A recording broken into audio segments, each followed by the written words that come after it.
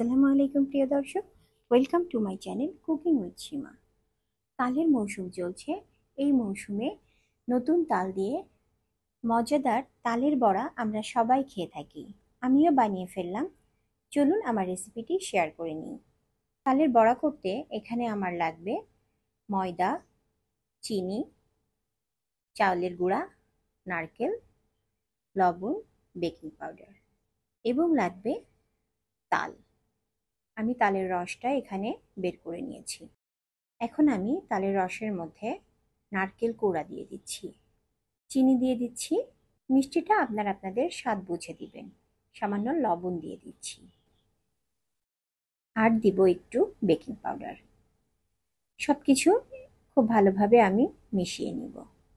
চিনিটা দিয়ে তালটা ভালো করে মেশানোর পরে তালটা একটু পাতলা হয়ে যায় চিনিটা গলে, তারপরে আমরা চাউলের গুঁড়া এবং ময়দা মিক্সড করব।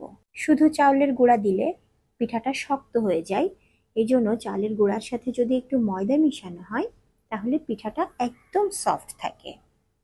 তো আমি পরিমাণ মতো কিছু চালের গুঁড়া দিয়ে দিচ্ছি এবং সাথে দিয়ে দিচ্ছি ময়দা।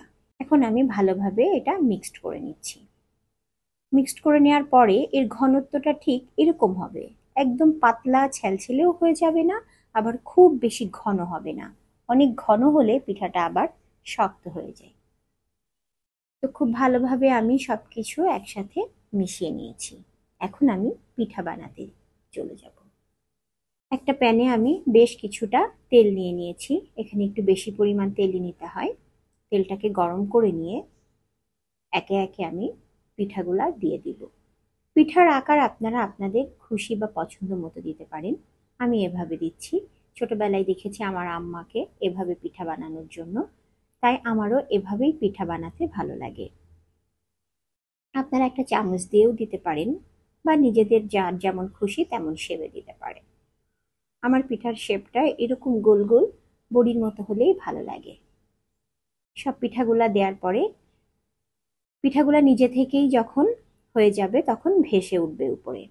একটা সাইড হালকা গোল্ডেন কালার হলে আমি পিঠাগুলা অপোজিট সাইডে উল্টিয়ে দিব।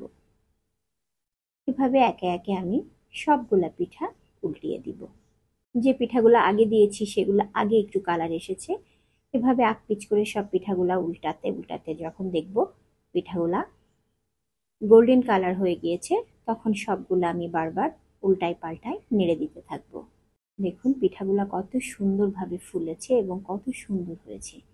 এভাবে পিঠাগুলা নাড়াচাড়া করতে করতে যখন একদম ডিপ গোল্ডেন ব্রাউন কালার হয়ে যাবে তখন বুঝতে হবে যে আমার পিঠাগুলা হয়ে গিয়েছে। আমি পিঠাগুলো এখন এক এক করে সব নামিয়ে নিচ্ছি। পিঠাগুলা ভেতরটা কিন্তু সফট থাকবে আর উপরটা ক্রিস্পি হবে। একইভাবে আমার আরো যে বেটার ছিল আমি আরো কিছু পিঠা বানিয়ে নিব। একইভাবে আমি পিঠার শেপগুলা দিয়ে নিচ্ছি। একটা প্যানে আসলে অনেকগুলা পিঠা ধরে, তবে কে কেমন প্যানে পিঠা বানাচ্ছেন সেটার উপরে ডিপেন্ড করবে। আমার এক একটা প্যানে অনেকগুলা করে পিঠা ধরেছে, এই জন্য আমার পিঠাগুলা বানানো তাড়াতাড়ি হয়ে গিয়েছে। পিঠাগুলো নিজে থেকে ভেসে উঠেছে এবং গোল্ডেন কালার হয়ে গিয়েছে। আমি নাড়াচাড়া করে পিঠাগুলা একইভাবে তুলে নিচ্ছি। হয়ে গেল দর্শক আমার তালের পিঠা বা তালের বড়া বানানো। পিঠাগুলা কিন্তু ভীষণ সফট হয়েছে এবং খেতেও অসাধারণ। আমার আজকের তালের বড়ার রেসিপিটি যদি আপনাদের ভালো লেগে থাকে তাহলে লাইক, কমেন্ট, শেয়ার দিয়ে আমার পাশেই থাকবেন। এতক্ষণ আমার সাথে থাকার জন্য ধন্যবাদ। আসসালামু আলাইকুম।